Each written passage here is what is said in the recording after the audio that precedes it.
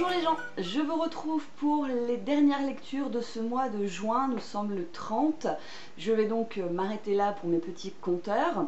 Je ne vais pas vous parler de tous les livres que j'ai lus parce que j'ai gardé le volet nouvelles, qui était la thématique imposée du mois de juin, pour le tirage au sort, vous savez, de mes petits papiers book jar, etc.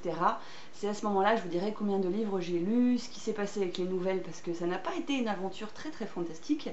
Et sur cette vidéo, je vais me concentrer sur 3 romans, 3 lectures que j'ai particulièrement en fait apprécié au final. Tout d'abord, je commence par vous parler de ce petit livre qui s'appelle Les moustaches de la sagesse, conte du chat Salomon qui tomba des étoiles, de Sheila Jeffries. Je n'avais jamais entendu parler de ce livre, il m'a été offert par l'une d'entre vous. Pour la petite histoire, j'ai particulièrement sympathisé avec Audrey lors d'un précédent week-end à Mille et nous avions échangé autour de Stephen King. Elle m'avait proposé de m'envoyer gentiment un de ses livres et j'ai eu ce petit bonus en plus. Donc Audrey, vraiment merci parce que t'es tombée pile poil dedans. Moi et les chats, c'est une grande histoire d'amour et en plus de ça, ce livre est tout simplement mignon, joli, tout plein et il se lit tout seul. C'est l'histoire d'un chat qui revient sur Terre pour retrouver sa maîtresse parce qu'il a une mission à accomplir pour elle. Il s'agit en fait de revenir auprès de la jeune fille avec qui il était quand elle était adolescente et il se trouve que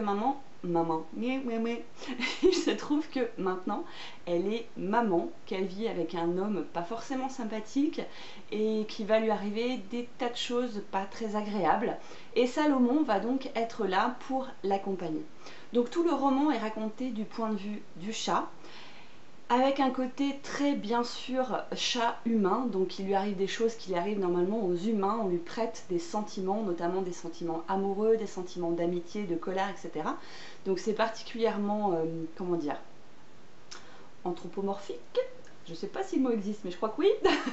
Et donc par moments ça m'a un petit peu gênée, parce que par exemple, je tombe amoureux d'une chatte, on a des beaux bébés ensemble, je ne veux pas m'en séparer. C'était un petit peu trop pour moi. Mis à part ce petit passage-là, je me suis régalée du début à la fin, vraiment. Si vous aimez les animaux, si vous aimez les histoires dans lesquelles il y a des choses à prendre, dans lesquelles il y a de l'espoir, et voilà, j'ai envie de vous dire pourquoi pas. En tout cas, moi j'ai passé un très bon moment. Ensuite, je vous parle de Haruki Murakami, autoportrait de l'auteur en coureur de fond. Donc, je n'avais jamais lu cet auteur, malgré tout ce qu'il a pu écrire. Je l'ai choisi dans le cadre d'un des défis que je fais sur Livre Addict, pour lequel il fallait lire un auteur japonais. Et je me suis rappelé que, je crois, Brody Books en avait parlé sur sa chaîne, et je l'avais noté, ça m'avait l'air vraiment bien, et j'ai pas été déçue. En fait, là on est dans un récit autobiographique, dans un témoignage, donc il n'est pas du tout question de roman. C'est vraiment l'auteur qui explique son hygiène de vie, sa discipline et son amour pour la course. Mais au-delà de juste courir pour le plaisir, ce monsieur fait également des marathons, il fait des triathlons, etc. Donc tout est porté sur son entraînement, sur la façon dont il se prépare pour les courses et pour les championnats, on va dire. Mais là où c'est intéressant, c'est qu'il fait un parallèle en fait entre cette hygiène de vie et son travail justement d'écrivain et de tout ce qu'il y a autour de l'écriture. Le parallèle étant que c'est cette discipline qui lui permet justement de se cadrer pour écrire. Donc j'ai trouvé ça super intéressant dans cette approche, voilà, le lien en fait entre les deux. C'est quelque chose qui est très agréable à lire. Après, ça reste quand même très, comment dire, ça fait presque journal de bord. Ça fait presque, voilà, tel jour j'ai couru tant de kilomètres, il faisait telle température, je portais tel vêtement, etc. etc. Donc, si vous n'êtes pas habitué au style témoignage et au style carnet de bord, vous pourriez passer à côté. Par contre, si vous avez envie de vous remettre à la course à pied, ou de vous y mettre tout court d'ailleurs, si vous avez envie de voir quelle peut être la discipline de fer d'un gars qui pendant 30 ans ou pas loin court pour s'entretenir, pour se faire du bien, parce qu'il ne voit même pas comment faire autrement dans sa vie, il y a des choses à prendre. Et enfin, je termine avec Stephen King, Joyland. Ça faisait un petit moment que j'avais envie de le lire parce que dès que j'avais lu le 4e de couverture, que je partage avec vous, les clowns vous ont toujours fait un peu peur, l'atmosphère des fêtes foraines vous angoisse, alors un petit conseil, ne vous aventurez pas sur une grande roue un soir d'orage. Rien que là, j'étais conquise. J'ai un grand amour pour Stephen King, même si je n'ai pas lu, en tout cas je n'avais pas lu de Stephen King depuis des dizaines d'années. Je suis à fond sur ça, Cujo, Carrie, Charlie et tout ça, et tout ça. J'ai toujours adoré le côté très sombre, le côté très machiavélique, très travaillé de son style. Et j'avais vraiment hâte de le retrouver. Et quand j'ai lu ce résumé, je me suis dit c'est par celui-là qu'il faut que je recommence. Et j'ai pas été déçue. Et en même temps, j'ai été déçue. Je vous explique.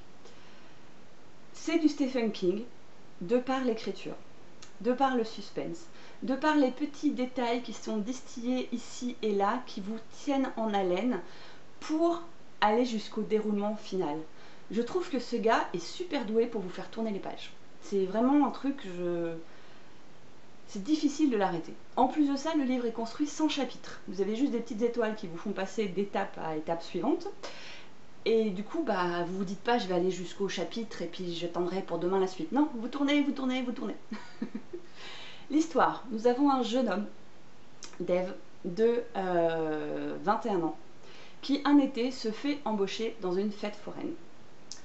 Il va y travailler avec plusieurs personnes. Il se retrouve là suite à un chagrin d'amour. Il commence à se lier d'amitié avec d'autres personnes et il nous raconte tout au long du livre son travail de forain. Le tout sur fond de fantômes, de télépathie, il s'est passé des morts atroces mais on ne sait pas trop pourquoi. Et bien évidemment, vous avez envie de savoir pourquoi. Et donc, le livre vous amène jusqu'au dénouement final. C'est très poétique, c'est très nostalgique, une nostalgie heureuse. On voit que ce jeune homme qui raconte l'histoire, une fois qu'il est plus âgé, a vraiment passé de très bons moments qui l'ont profondément marqué pour tout le reste de sa vie. Et ça le fait. Je ne peux pas dire comment on peut le dire autrement, ça le fait. Mais, petit bémol personnel, ce n'est pas un livre d'horreur comme il a pu en écrire, ce n'est pas un livre sanglant comme il a pu en écrire, c'est quelque chose de beaucoup plus doux, de beaucoup plus, je me répète, poétique. Et ma petite déception personnelle, c'est que dans le dénouement final, je l'ai vu arriver avant. C'est-à-dire qu'à un moment, il y a une phrase, peut-être... non, je ne vais pas vous dire le nombre de pages, sinon ça va vous aiguiller si vous le lisez. À un moment donné, il y a une phrase, et je me suis dit, tiens, ah mais ouais, mais c'est drôle, ça pourrait être ça. Et c'était ça. Donc forcément, j'ai tourné très très vite les pages parce que j'avais envie de voir si j'avais raison. Mais quand j'ai vu que j'avais vraiment raison, je me suis dit, oh. Et voilà, ça m'a un petit peu déçue, mais un tout petit peu. Et puis surtout, ça m'a permis de me remettre dans King, et clairement, là, j'ai qu'une envie, c'est d'en lire d'autres. Et comme en plus, je participe à un challenge baccalauréat littéraire pendant tout l'été, où il faut lire un maximum de livres en K avec différents consignes, la lettre K pour le nom de l'auteur en King, n'est-ce pas? C'est parfait! Voilà, ce sera tout pour cette update bilan lecture de ce mois de juin, qui a été beaucoup moins riche que le mois de mai, mais des fois il faut bien souffler un peu. Et je vous retrouve dans un jour ou deux pour le tirage au sort de mes book jars pour le mois de juillet. Je vous dis à très bientôt. Ciao!